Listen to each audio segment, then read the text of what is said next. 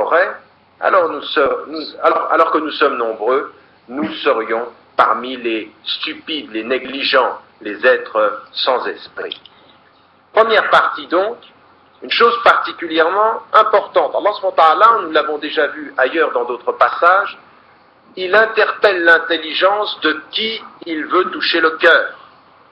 Et il dit immédiatement, au moment où il commence l'histoire, il y a un enseignement et des signes dans l'histoire de Joseph pour qui interpelle, pour qui pose des questions.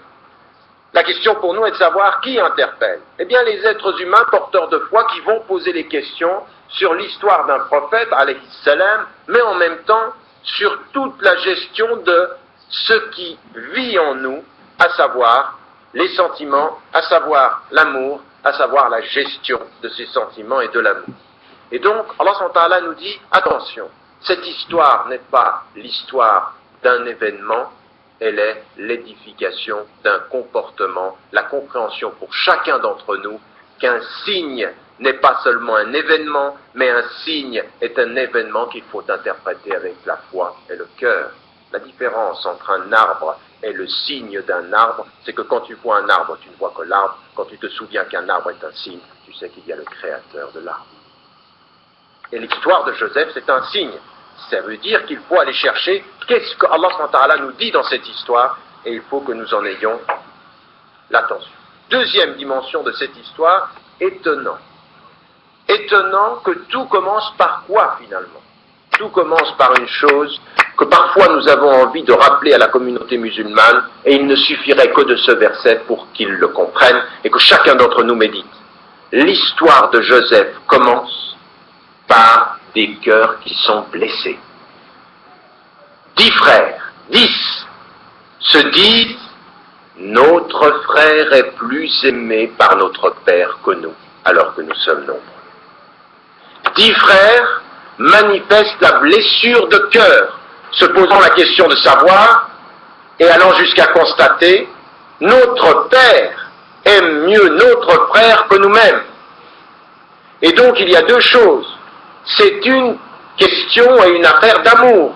Ahabbu ila abina minna. Ahabbu, ça veut dire il est plus aimé. Notre père préfère son Joseph, alayhi salam, et son petit frère, qui est, selon l'histoire, le petit, qui est nommé Benjamin. Eh bien, essayons de réfléchir un tout petit peu à ça. En d'autres termes, Yacoub, alayhi salam, Jacob, sait qu'il a un de ses fils qui est un prophète. Il est venu à lui et il lui a dit « J'ai vu le soleil et la lune et 11 étoiles se prosterner ». Il sait le secret parce que la particularité de la relation de Jacob avec son fils, c'est que ce n'est pas une filiation de sang, c'est une filiation de sang à laquelle vient s'ajouter une filiation de piété et de foi en Dieu. Le prophète a reconnu le prophète. Son fils, il sait la particularité. Et c'est ceci qui le fait préférer. Préférer son fils par la nature de sa piété, ni par sa richesse, ni par ses qualités intellectuelles. Il préfère Youssouf alayhi salam parce qu'en plus du sang, il a le cœur.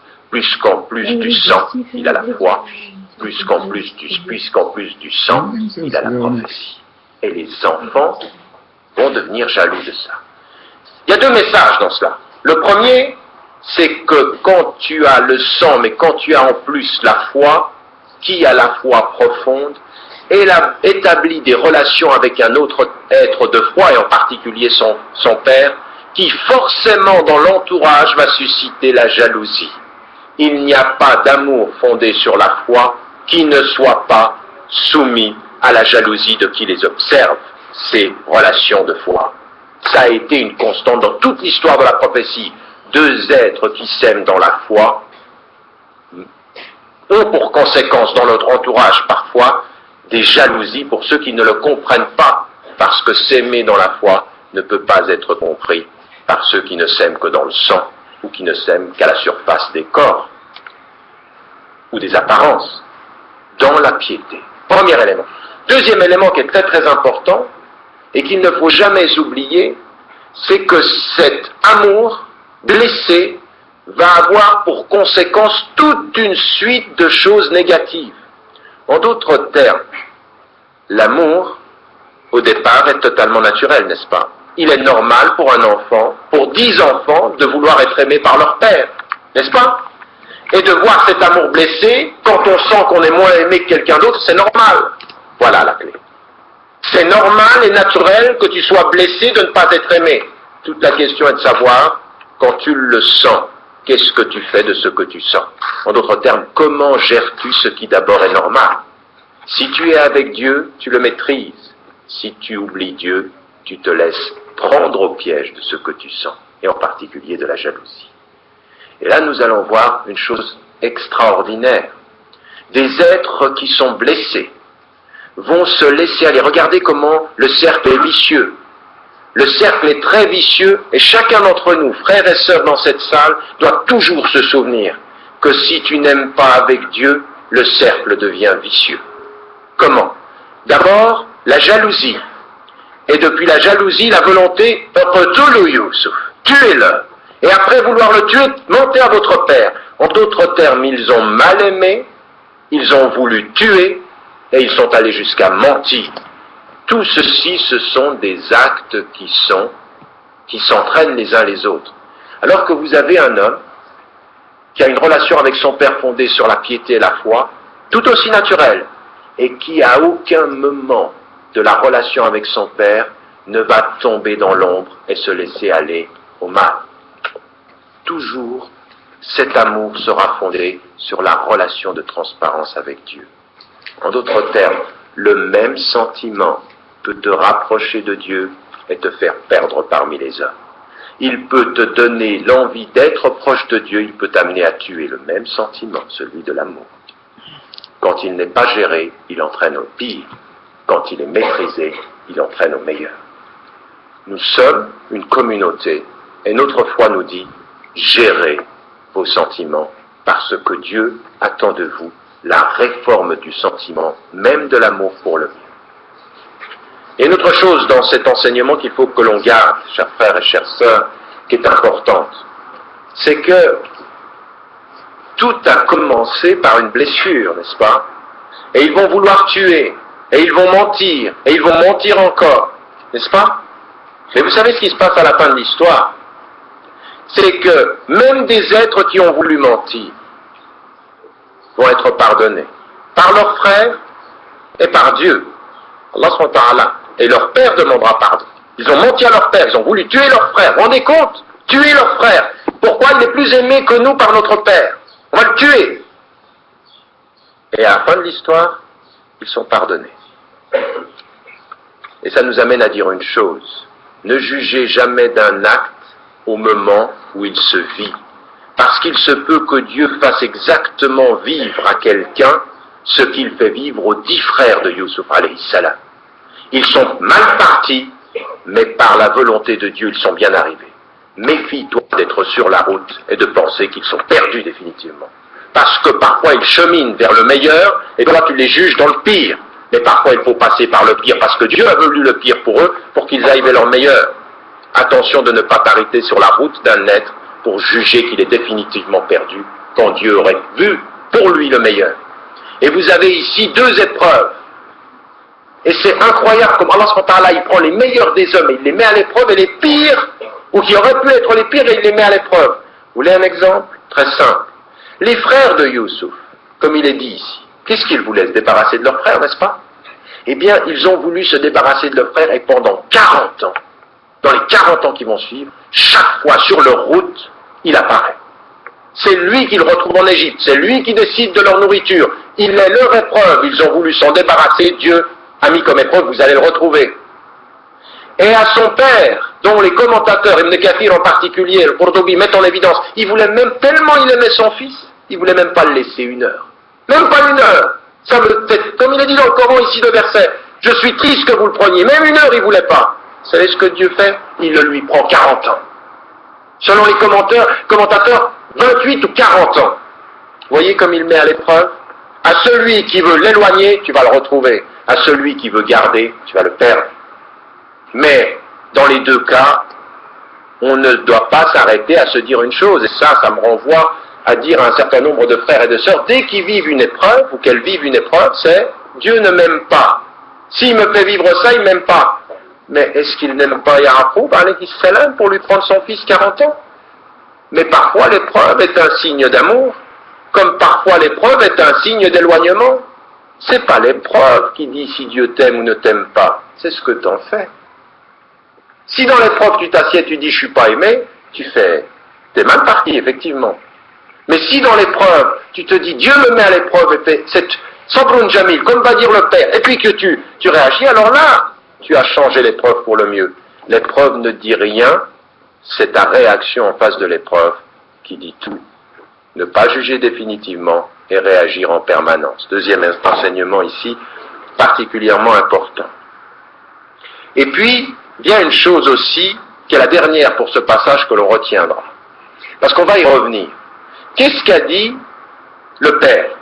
Il a dit, je crains que le loup ne le prenne, n'est-ce pas? Et les enfants, ils sont 10, ils vont entendre. Eux, dans leur projet, c'est on prend Youssouf, on le prend et on le fait disparaître. Et le Père va leur tendre une perche. Il va leur dire, je crains que le loup ne le fasse, ne le mange. Et vous avez à voir un enseignement assez intéressant ici, sur lequel beaucoup de frères et beaucoup de sœurs connaissent les événements de l'histoire de Youssouf alayhi salam, mais ne l'étudient pas. C'est que vous avez dans ce passage-là une sorte de clé de la psychologie du mensonge chez les gens. Et on va y venir tout de suite dans la deuxième partie. Ce sera pour nous l'enseignement entre cette partie et la suivante. Allons-y. Donc, nous avons une somme ici d'un certain nombre d'enseignements qu'il faut garder. Le sens de l'épreuve, même pour eux, l'épreuve pour le bien, comme l'épreuve pour le mal. Et le même sentiment d'amour vous mène à la lumière avec Dieu, comme il peut vous mener aux ténèbres sans Dieu, dans le pire des actes possibles, tuer son frère. Continuons à partir du verset 15 et jusqu'au verset 22. فَلَمَّا ذَهَبُوا بِهِ وَأَجْمَعُوا أَن يَجْعَلُوهُ فِي غَيَابَةِ الْجُبِّ وَأَوْحَيْنَا إِلَيْهِ لَتُنَبِّئَنَّهُمْ بِأَمْرِهِمْ هَذَا وَهُمْ لَا يَشْعُرُونَ وَجَاءُوا أَبَاهُمْ عِشَاءً يَبْكُونَ قالوا يا أبانا إنا ذهبنا نستبق وتركنا يوسف عند متاعنا فأكله الذئب وما أنت بمؤمن لنا ولو كنا صادقين وجاءوا على قميصه بدم كذب قال بل سولت لكم أنفسكم أمرا فصبر جميل والله المستعان على ما تصفون وجاءت سيارة فأرسلوا واردهم فأدلى دلوه قال يا بشرى هذا غلام وأسروه بضاعة والله عليم بما يعملون وشروه بثمن بخس دراهم معدودة وكانوا فيه من الزاهدين وقال الذي اشتراه من مصر لامرأته أكرمي مثواه عسى أن ينفعنا أو نتخذه ولدا وكذلك مكنا ليوسف في الأرض ولنعلمه من تأويل الأحاديث والله غالب على أمره ولكن أكثر الناس لا يعلمون ولما بلغ أشده آتيناه حكما وعلما وكذلك نجزي المحسنين.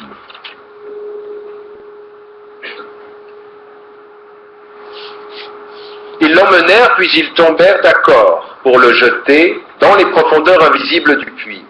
Nous lui avons alors révélé. Oui, tu leur diras plus tard ce qu'ils ont fait. Alors que maintenant, ils n'en ont pas conscience, ils ne le ressentent pas. Ils revinrent le soir chez leur père en pleurant et ils dirent « Oh, notre père, nous étions partis pour jouer à la course, nous avions laissé Joseph auprès de nos affaires, le loup l'a dévoré. » Tu ne nous croiras pas, et cependant nous sommes véridiques. Ils apportèrent sa tunique tachée d'un sang trompeur, un sang d'animal en l'occurrence. Leur père dit, votre imagination, votre illusion, votre esprit, votre mauvais esprit en l'occurrence, ici, vous a suggéré cela, en vous faisant croire que votre action était bonne. Belle patience, belle endurance, belle persévérance. C'est à Dieu qu'il faut demander secours contre ce que vous racontez. Les voyageurs arrivèrent, ils envoyèrent l'homme chargé de puiser de l'eau, celui-ci fit descendre son seau, il dit « Quelle bonne nouvelle! Voici un jeune garçon, ils le cachèrent comme une marchandise, mais Dieu savait parfaitement ce qu'ils allaient faire. Ils le vendirent à vil prix, pour quelques pièces d'argent, car il ne voulait pas le garder. En Égypte, son acquéreur dit à sa femme, « Fais-lui bon accueil, peut-être nous sera-t-il utile ou l'adopterons-nous pour fils. » Nous avons ainsi établi Joseph en ce pays afin de lui enseigner l'interprétation des récits. Dieu est souverain en ce commandement, mais la plupart des hommes ne savent pas. Lorsqu'il eut atteint l'âge de la maturité, nous lui donnâmes la sagesse et la science. Voici comment nous récompensons ceux qui font le bien. Ici, nous avons un passage particulièrement important aussi, et un premier enseignement, sur lequel nous pourrions faire ensemble un cours pratiquement d'une année, non seulement de théologie comparée, si tant est que nous parlons de théologie en parlant d'islam, mais en tout cas de religion comparée et en même temps de philosophie. Pourquoi ? Parce que Youssouf alayhi salam est pris et il est mis au cœur du puits, n'est-ce pas ? Il est jeté dans le puits. Et regardez comment Allah subhanahu wa ta'ala agit toujours pour nous dans le Coran, c'est toujours pareil. Ce que vous ne trouvez pas dans les autres textes religieux, en particulier pas dans la Bible, et qui fait une différence. Et nous devons la connaître, non pas pour rejeter ce que disent les autres, mais pour savoir justement quelle est la différence fondamentale d'une notion que nous utilisons tous, mais pour laquelle nous n'avons pas le même sens, et nous ne donnons pas le même sens, c'est le sens de l'épreuve. Allah subhanahu wa ta'ala met Youssouf au cœur d'un puits, et il lui dit, tu leur diras un jour quelque chose de cette affaire. En d'autres termes, que lui dit-il ? Il lui dit, tu ne vas pas mourir. Tu es en train de vivre une épreuve, mais tu ne vas pas mourir. Au cœur de l'épreuve, il lui envoie un signe. Tu t'en sortiras et un jour tu leur diras. En d'autres termes, il lui fait vivre l'épreuve et il lui donne un élément de confiance, n'est-ce pas ? La yukallifullahu nafsan illa wus'aha. C'est exactement ça. Allah subhanahu wa ta'ala ne fait jamais vivre à quelqu'un plus que ce qu'il peut porter. Au moment où il fait vivre l'épreuve, il lui envoie, c'est un prophète pour ce qui le concerne, Youssouf alayhi salam, et il a une inspiration qui lui dit, tu ne vas pas mourir. En d'autres termes, il fait vivre l'épreuve et il donne de quoi la supporter. N'est-ce pas ? Eh bien, ça, c'est profondément islamique, c'est profondément notre religion. Allah subhanahu wa ta'ala nous met à l'épreuve, mais pour celui qui a la foi au moment où il est au cœur de l'épreuve, Allah subhanahu wa ta'ala envoie des signes, envoie des éléments pour dire, tu as de quoi supporter. Le problème, c'est que quand tu deviens aveugle aux signes, tu ne sens rien, tu vis l'épreuve tout seul, comme si tu étais tout seul.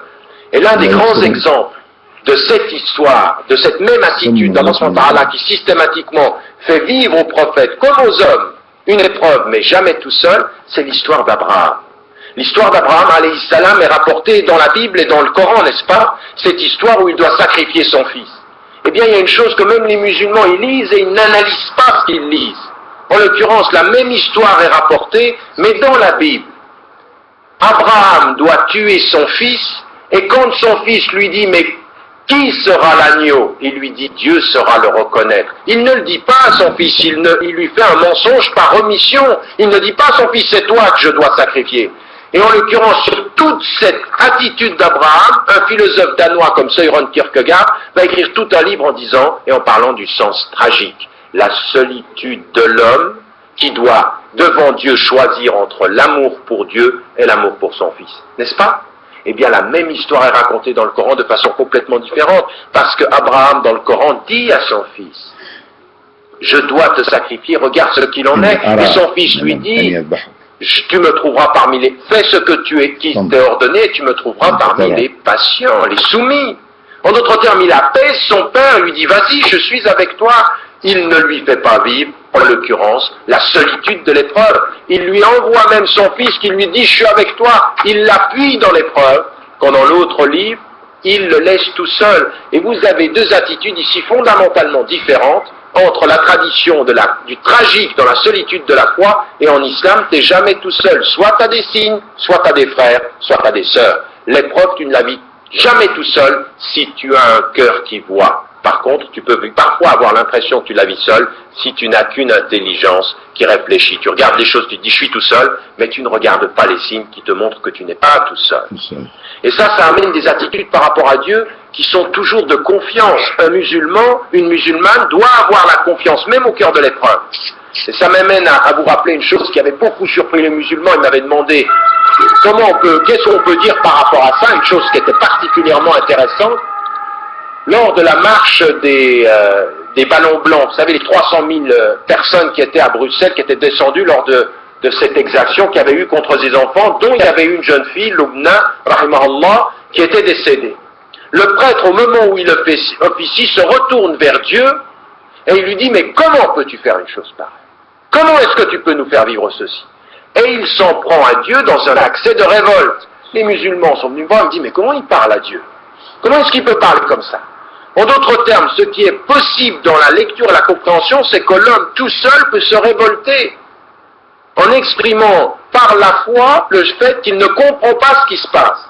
Mais que dans notre situation, même si tu ne comprends pas, il faut chercher les signes qui apaisent et accepter ce qui t'arrive. Tu ne te révoltes jamais. Tu acceptes dans la patience, la persévérance et l'endurance le signe de l'épreuve comme le signe qui te permet de supporter l'épreuve. Voyez la différence? Et si vous ne comprenez pas ça, vous ne comprenez pas que c'est à ce niveau-là qu'on devrait se parler. Pas simplement des dialogues interreligieux où on est autour de la table, où tout le monde se trouve gentil, où tout le monde est à moitié beau. Non, soyons véritablement porteurs d'une foi qui se questionne tout au fond. Deuxième élément, très intéressant aussi, la psychologie du mensonge. Ils ont dans la tête de prendre leur frère et de le tuer. Et ils entendent leur père qui leur tend une perche. Je crains le loup. Et vous savez ce qu'ils font? Ils reviennent et ils utilisent exactement ce que le père a dit. En d'autres termes, le meilleur des mensonges, c'est celui qui s'appuie sur l'intelligence de son interlocuteur. Et ça, vous le savez très bien. Vous pouvez maintenant faire mine que c'est tout nouveau, mais vous savez très bien. Vous voulez que je vous donne un exemple? Une chose que vous pratiquez, mais tous, tout le temps, depuis que vous êtes tout petit. Depuis que vous êtes tout petit, c'est peut-être pas toujours du mensonge, mais en tout cas c'est de la fine psychologie que vous avez appris naturellement. Il y a des choses que l'on dit à papa, et il y a des choses que l'on dit à maman. Parce qu'on sait très bien qu'à papa, il y a une psychologie. Maman, c'est différent. L'idiot dans l'histoire, c'est celui qui parle à papa comme il faut parler à maman. Lui, il n'a rien compris.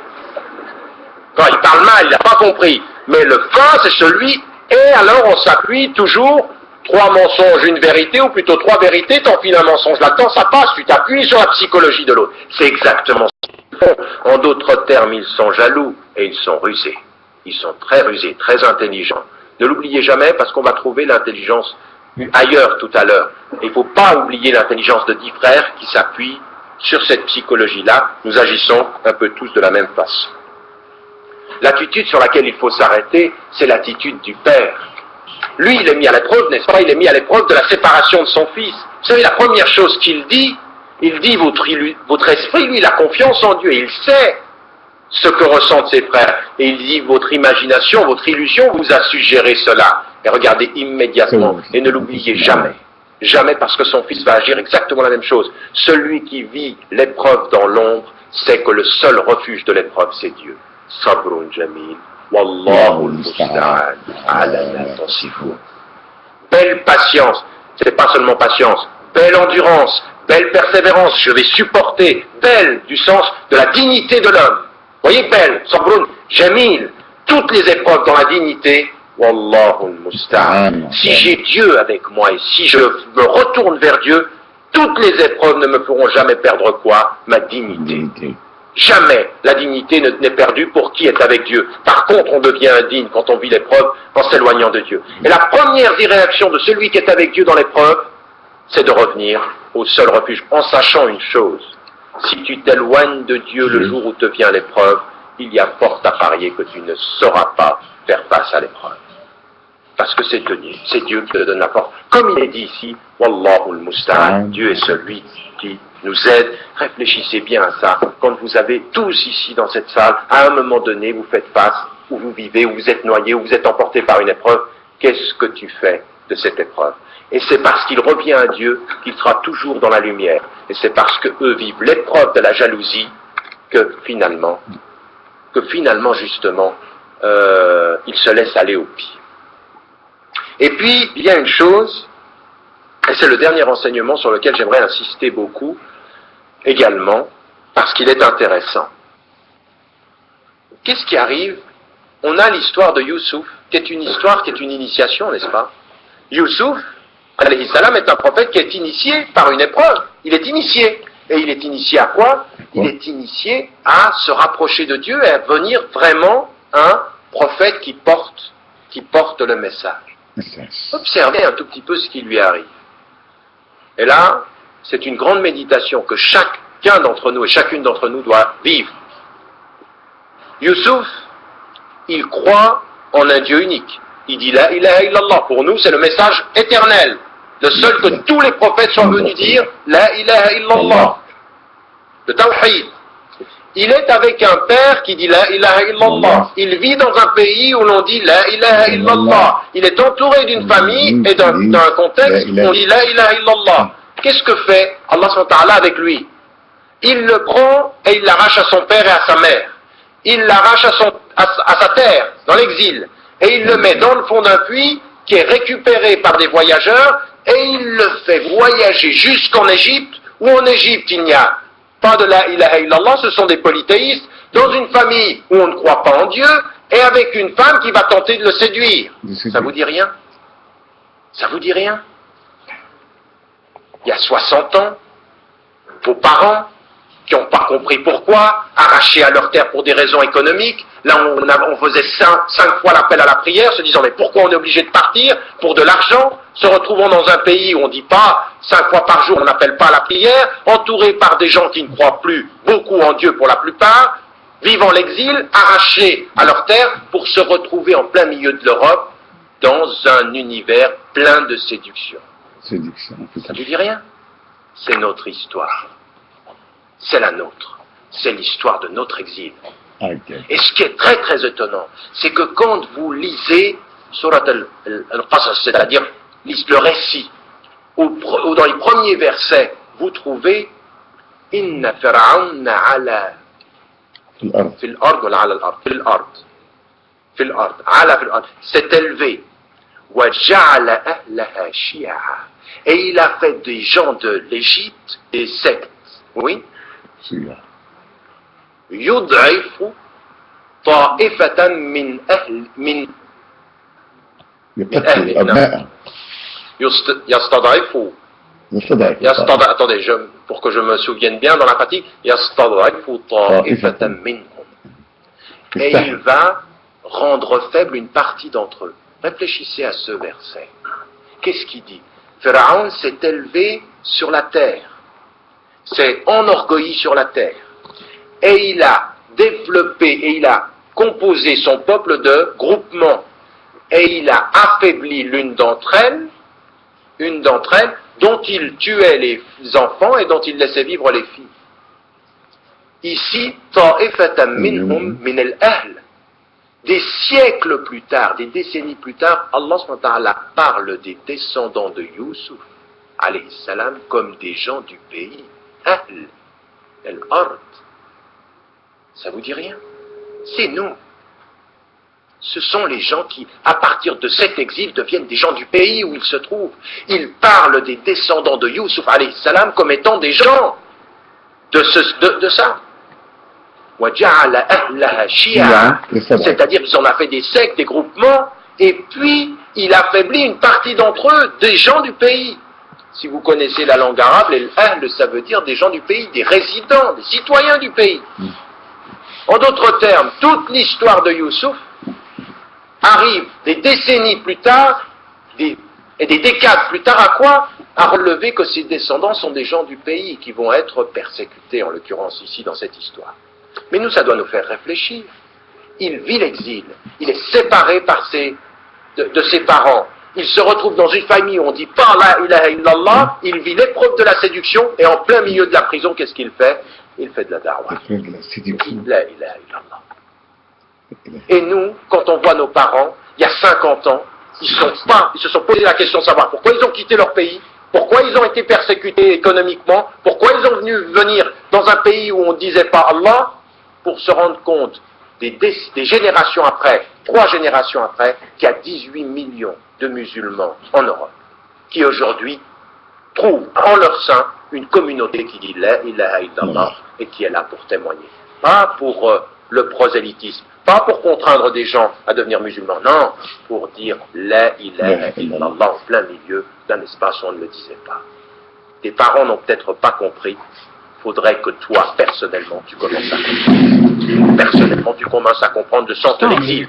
Parfois, tu ne comprends pas d'où Dieu te prend, mais sache que là où tu es, il y a un plan et il y a un destin. Et surtout une chose, des décennies plus tard, il parle des descendants de Youssouf qui étaient issus de l'exil comme des gens qui ont été exilés parmi des gens ici. Ne l'oubliez pas. Bien, ensuite, la troisième partie, et c'est ce qui va se passer à l'intérieur de cette demeure. À l'intérieur de cette demeure, il va y avoir l'épreuve pour Youssouf, qui est une épreuve de plus dans son parcours. Avec cette particularité dans cette épreuve, on le retiendra, une chose intéressante, c'est qu'il est dit quand il a atteint son âge de maturité. Ibn Abbas dit c'est 38-39 ans. Hassan dit c'est 40 ans. Mujahid dit c'est 33 ans. Et à un moment donné, il passe cette étape d'une attitude de maturité, qui est dans la trentaine, en l'occurrence ici 40 ans, et puis c'est là où il reçoit une nouveauté. Ici c'est une nouveauté, c'est la prophétie selon les commentateurs. Et donc il est porteur de cette prophétie. Et comme prophète, il n'en demeure pas moins qu'il reste homme, n'est-ce pas? Et il va vivre ce que vous connaissez comme histoire et ce que nous allons étudier maintenant. Venons-en donc du verset 23 à 29. فراودته التي هو في بيتها عن نفسه وغلقت الأبواب وقالت هيت لك قال معاذ الله إنه ربي أحسن مثواي إنه لا يفلح الظالمون لقد همت به وهم بها لولا أن رأى برهان ربه كذلك لنصرف عنه السوء والفحشاء إنه من عبادنا المخلصين واستبق الباب وقدت قميصه من دبر وألفيا سيدها لدى الباب قالت ما جزاء من أراد بأهلك سوءا إلا أن يسجن أو عذاب أليم قال هي راودتني عن نفسي وشهد شاهد من أهلها إن كان قميصه قد من قبل فصدقت وهو من الكاذبين وإن كان قميصه قد من دبر فكذبت وهو من الصادقين فلما رأى قميصه قد من دبر قال إنه من كيدكن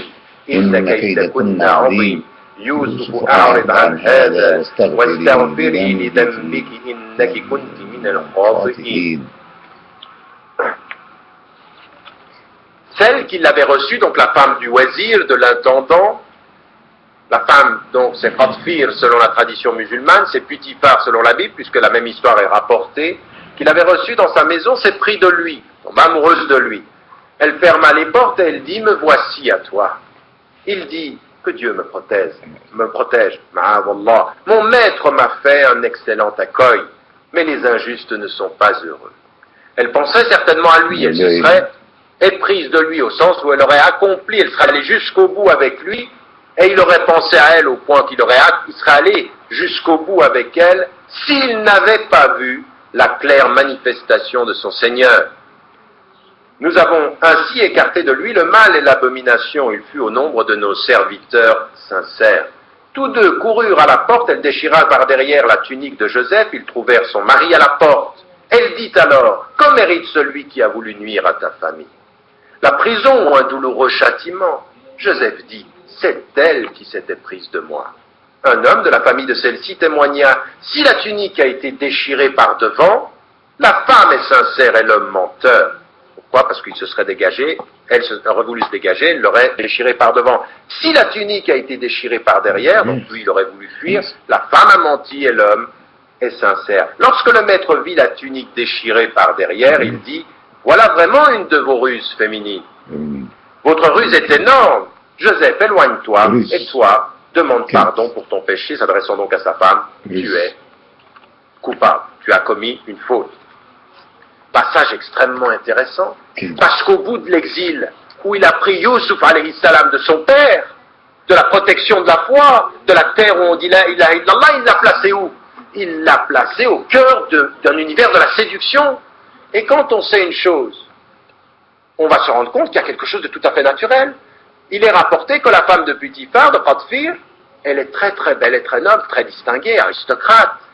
Et que lui, Youssouf alayhi salam, est très beau. C'est un être qui, quand on le voit, on le verra tout à l'heure, apparaît comme un ange. Il est beau et noble, elle est belle et distinguée. Quelque chose se passe entre eux qui est naturel. Reste maintenant à savoir qu'est-ce que l'un et l'autre fait du naturel. Parce que le Coran, il ne nous demande pas de nous illusionner. Quand tu vois une belle femme et distinguée, de faire comme si jamais tu n'étais attiré. Ou quand tu vois un bel homme distingué, ça ne t'arrive pas d'y penser. Non, c'est naturel, ton cœur répond. Ton répond naturel. Le plus important, c'est qu'est-ce que tu fais. Et qu'est-ce qu'il fait, lui? Elle, regardez, si vous suivez toute l'histoire, 1, elle s'éprend de lui. 2, elle veut tromper son mari. 3, elle va lui mentir. Et 4, elle va s'enorgueillir. La mauvaise gestion du sentiment premier t'amène au mal par 4 fois, le cercle vicieux dont nous avons parlé tout à l'heure. Si tu ne vis pas tes sentiments dans la lumière, tu vas mentir plusieurs fois dans l'ombre. Par contre, lui, non. Lui, il va vivre tout le temps dans la lumière. Et regardez ce qu'il fait. La première chose qu'il fait, Ma'adallah, elle s'approche de lui, elle se donne à lui, et il dit que Dieu me protège. La même réaction que son père.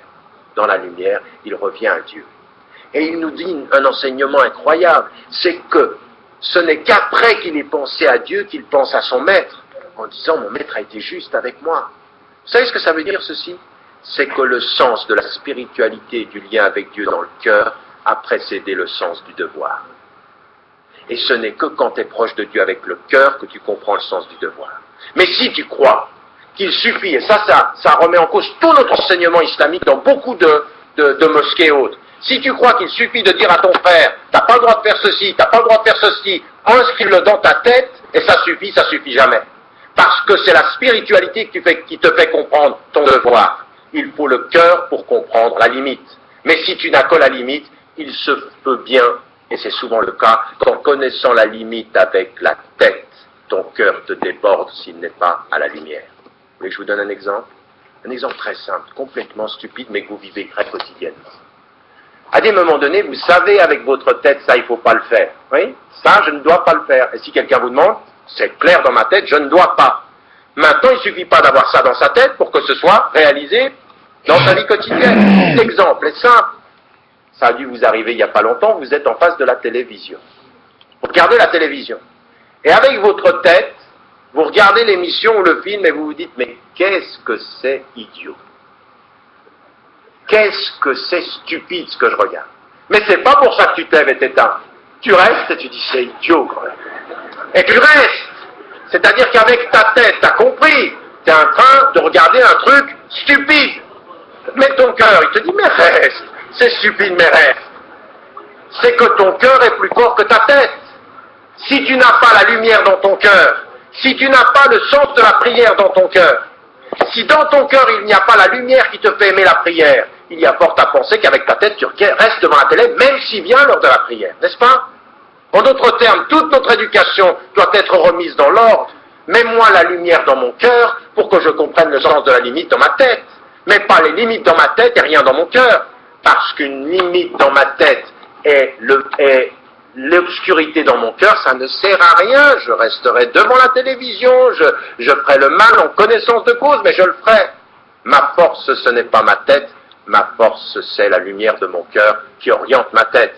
Et c'est exactement ce que fait Youssouf ici, alayhi salam, tout de suite, ma'azallah, Dieu, ma lumière, c'est lui qui me protège. Et puis, l'autorité, le sens du devoir qui vient tout de suite après. Vous avez regardé, c'est ce sens-là, il n'y a pas de hasard dans le Coran, lisez-le à ce niveau-là.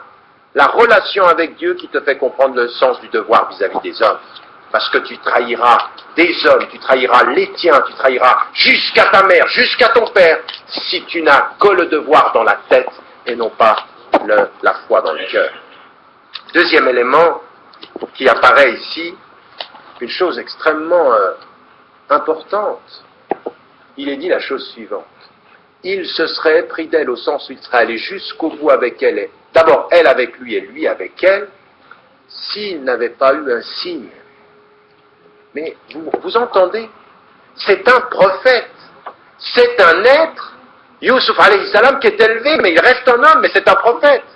Et ce prophète élevé, il se serait soumis à l'amour dans le mensonge s'il n'avait pas eu un signe de Dieu. En d'autres termes, il est un homme. Et Allah subhanahu wa ta'ala nous donne un enseignement. Si tu n'as pas avec une chose naturelle, une femme belle et qui s'offre, si tu n'as pas Dieu dans ta tête et dans ton cœur et dans ta tête, et si tu n'observes pas les signes, tu tombes. Et celui d'entre vous qui est ici dans cette salle, homme ou femme, qui se dit non, moi ça va, je maîtrise self-control, il est loin. Il est loin, self-control, tu self rien et contrôle rien. Rien du tout. La réalité, c'est qu'il faut que ce soit Dieu qui te tienne. Il faut que tu sois avec lui pour te retenir. C'est lui qui t'aide là-dedans. Et il t'envoie des signes, et là, les commentateurs disent quoi? Disent, il a vu des versets, ou il a vu l'image de son père. Il y a eu un signe. Et ça, c'est très important pour nous. Parce qu'Allah subhanahu wa ta'ala, il nous met à l'épreuve. À des moments donnés, tu es dans une situation un tout petit peu bizarre, tu es à 2 doigts de flancher. Observe autour de toi, il y a des signes, à des moments donnés, Allah subhanahu wa ta'ala, s'il t'aime et que tu es avec lui, si tu penses à lui, plutôt, pas simplement avec ta tête, mais si tu es proche de lui avec ton cœur, il t'envoie un signe pour te retenir. Simplement, faut être attentif aux signes. Nous, on ne voit pas tellement les signes. Puis il y a des signes qui sont évidents. Je me souviens d'un frère qui me disait, j'étais en train de discuter, je commençais à m'énerver, et j'allais dire des choses mauvaises sur un frère. Alors il dit, je parle comme ça, et j'allais dire les choses mauvaises, à un moment donné, je fais un geste, il y avait le verre plein d'eau, il tombe sur la table. Et ça m'a arrêté. Ça l'a arrêté. Alhamdoulilah, t'as sali la table, mais t'as purifié ta bouche. T'as rien dit. Alhamdoulilah, c'est un signe. Il y en a d'entre vous certains, mais il y a des signes comme ça qui sont complètement stupides. Tu vas aller à une soirée, tu sais qu'elle n'est pas très nette, t'arrives, tu rates le bus. Alhamdoulilah. Rentre à la maison, j'ai raté le bus. Tu vas regarder à la télévision quelque chose de complètement idiot, elle ne marche pas. Tape pas sur la télévision, alhamdoulilah, et autre chose. Allah subhanahu wa ta'ala, mais ça vous paraît rien. Vous êtes en train de rigoler, mais il y a plein de signes comme ça pour ceux qui sont attentifs. Il y a un des moments donnés, tu vas faire quelque chose et hop, quelque chose t'arrive. Retiens ça. Non, toi, si la télévision ne marche pas, tu tapes dedans, tu vas chercher une autre. Le verre, tu le remets, tu continues à parler. Non, il faut t'arrêter. Ça, c'est Allah subhanahu wa ta'ala, quand il t'aime, il met des signes sur ta route. Il met des signes sur la route de ceux qu'il aime. Et puis, la fuite. Il va essayer de fuir par 3 fois. La première de ces fuites, quelle est-elle? C'est, effectivement, quand il se retient. Ensuite, il va courir. Elle va mentir. Vous voyez comment ça entraîne? Elle est dans l'ombre, lui, il est tout le temps, il va dire la vérité. C'est elle qui s'était prise de moi. C'est elle qui s'était prise de moi. Elle ment. Elle dit, celui qui a déshonoré ta famille, regardez comme elle s'enorgueillit. Il doit aller en prison. Elle ment, elle s'enorgueillit, elle va continuer. Le mensonge, entraînant la tromperie, entraînant l'orgueil. Et lui, l'humilité en permanence.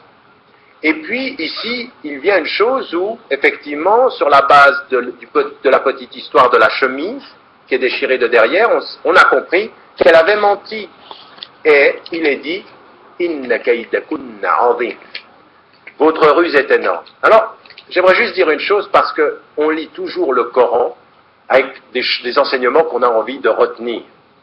Pour certains, et il faut essayer toujours d'être juste avec le Coran. Le Coran, Allah subhanahu wa ta'ala nous envoie plusieurs messages. Et il y en a un ici qui est important. Je me souviens d'avoir suivi en Égypte, et à 2 reprises j'ai entendu le même commentaire. Et ça m'a beaucoup intéressé. C'était un commentaire un peu normatif comme ceci.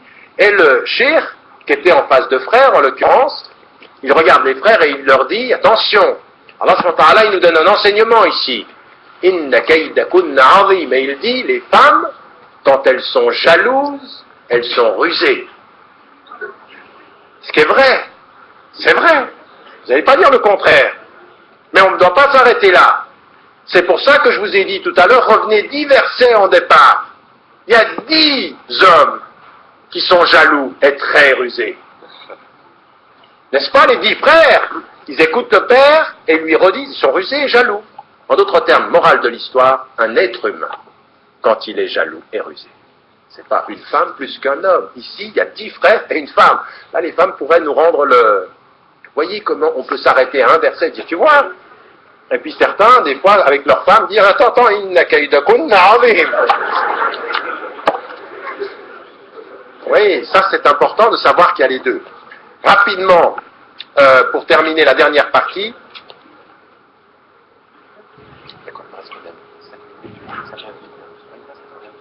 Alors, nous continuons sur la dernière partie, où on va voir que c'est la fin de cette histoire, mais là aussi il y a quelques enseignements.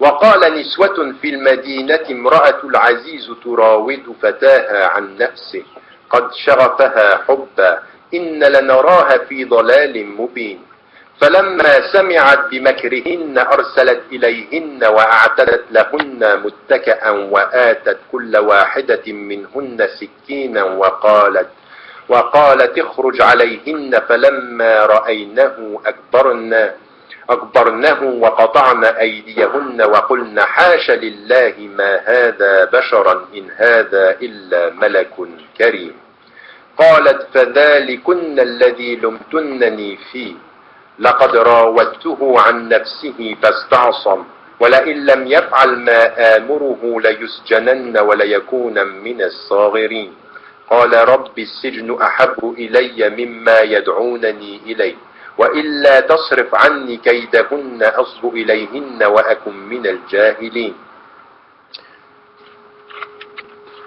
Les femmes disaient en ville, parce que cette histoire a fait du bruit, n'est-ce pas? Les femmes disaient en ville. La femme du grand intendant, El Wazir, ici l'Aziz, s'était prise de son serviteur, est tombée amoureuse. Elle est tombée amoureuse, ici ça continue, il l'a rendue éperdument amoureuse de lui, folle de passion, mettront en évidence les commentateurs dans la traduction du terme. Nous la voyons complètement égarée. Après avoir entendu leurs propos, celle-ci leur adressa des invitations. Puis elle leur fit préparer un repas et leur donna à chacune d'elles un couteau.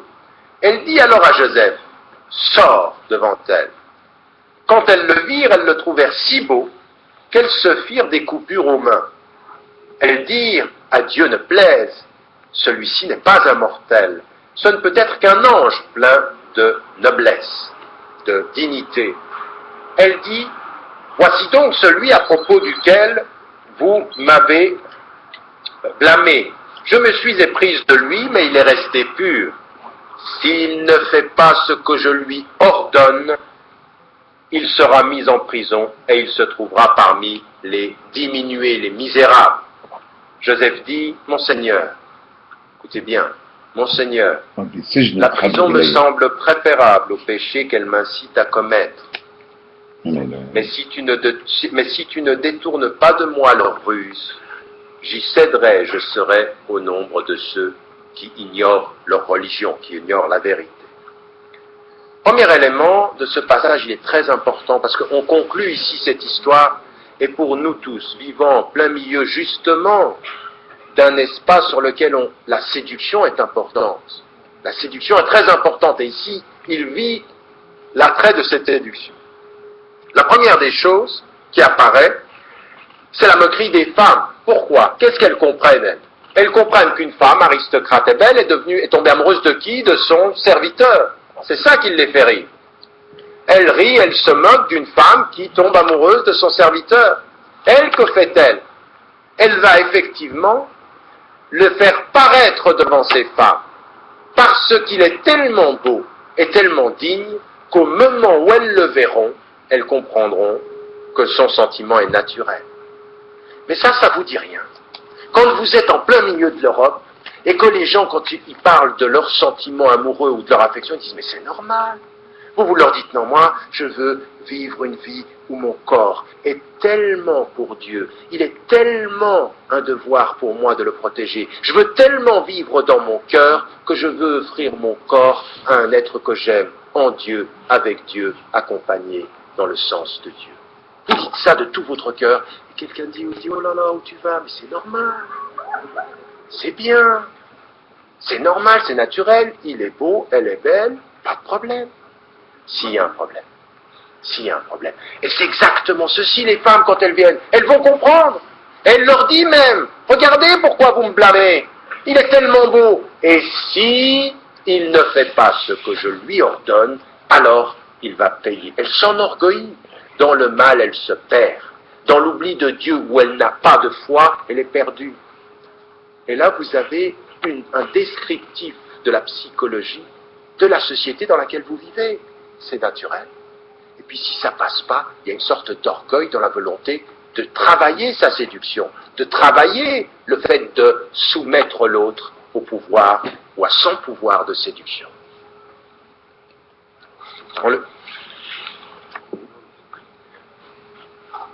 Donc, en l'occurrence ici, une chose très très importante, que vous connaissez tous, vous le savez, vous êtes tous dans la situation où on pourrait effectivement vous montrer combien c'est naturel et normal.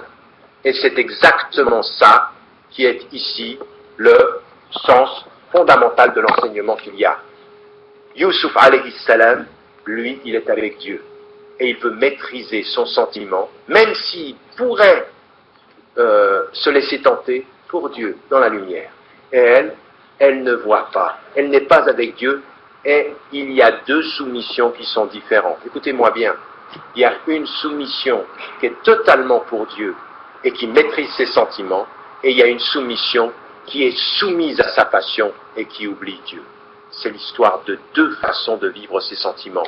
Aimer tellement ses propres sentiments. Vous savez, dans la littérature médiévale, on dit c'est l'amour de l'amour. T'en sors pas, quoi, c'est le cercle vicieux. Il faut que tu commences maintenant à aimer le fait d'aimer. Cherche à comprendre. Quand, à l'autre côté, ce que l'on a, c'est autre chose, totalement. C'est tellement aimer Dieu que tu soumets ton amour des êtres à son amour. C'est la soumission à Dieu. Et là, vous avez deux attitudes qui sont différentes. Et c'est là que vous devez comprendre votre discours, combien il doit être de l'amour tellement en Dieu qu'il y a la limite vis-à-vis des hommes. C'est que tu dois être tellement avec Dieu que tu t'imposes la limite vis-à-vis des hommes. C'est très important, cette psychologie de la limite. On ne vous comprendra pas si vous n'arrivez pas à l'expliquer. Elle est soumise à ses passions, il est soumis à Dieu. Deuxième chose ici qui apparaît et sur laquelle on doit un tout petit peu parler. Donc, vous voyez comme ces femmes trouvent ça totalement normal. Totalement normal. Il n'y a rien, tout à coup, il est tellement beau, c'est normal. Ce que l'on vous dit dans votre vie quotidienne, mais c'est normal. Et on termine sur une chose qui est importante, c'est le propos de Youssouf alayhi salam. Regardez jusqu'à où il va.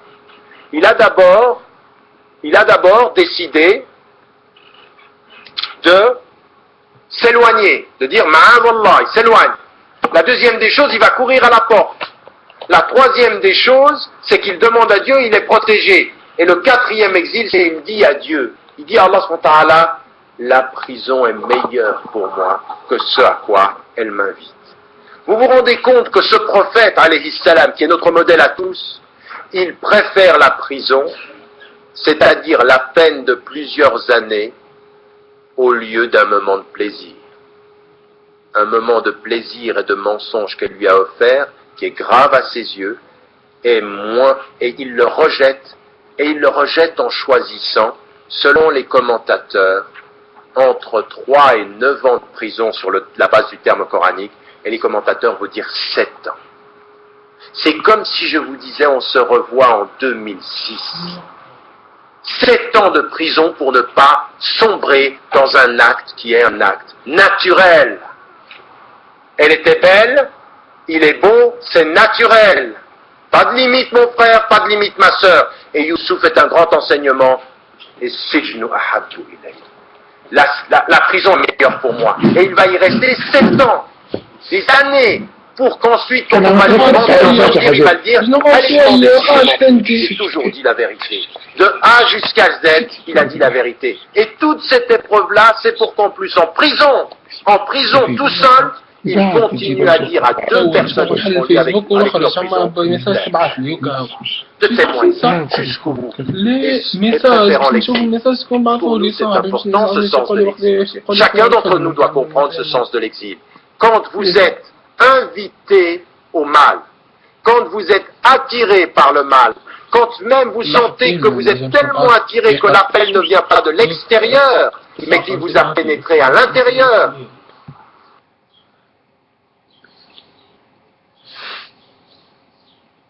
كمل سجل بس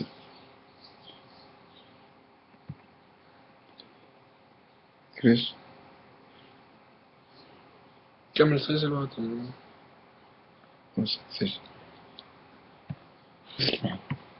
Inna an-nafsa la'ammaratun bis-su'.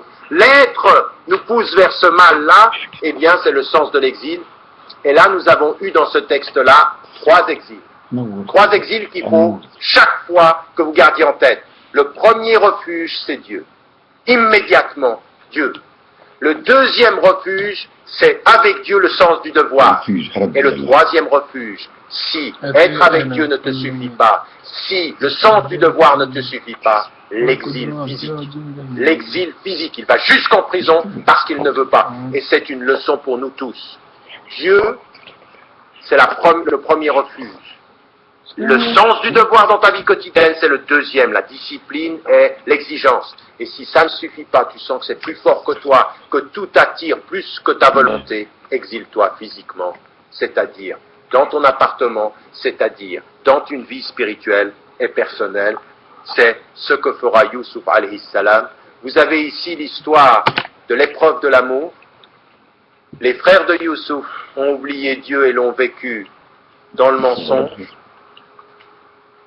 La femme de Fatfir a oublié Dieu, elle a vécu dans le mensonge, dans la trahison, dans l'orgueil, les autres également dans la jalousie, et 2 êtres sont nos exemples. Ya'qub alayhi salam, il a perdu son fils pendant 40 ans, il a su que l'épreuve était pour Dieu. Youssouf alayhi salam a été éloigné de son père pendant 40 ans, l'exil pendant 40 ans par rapport à sa terre, l'exil par rapport à ses parents, l'adversité de ses frères et la tentation d'une femme. Et il a demandé à Dieu, la prison vaut mieux pour moi que ce à quoi il m'invite.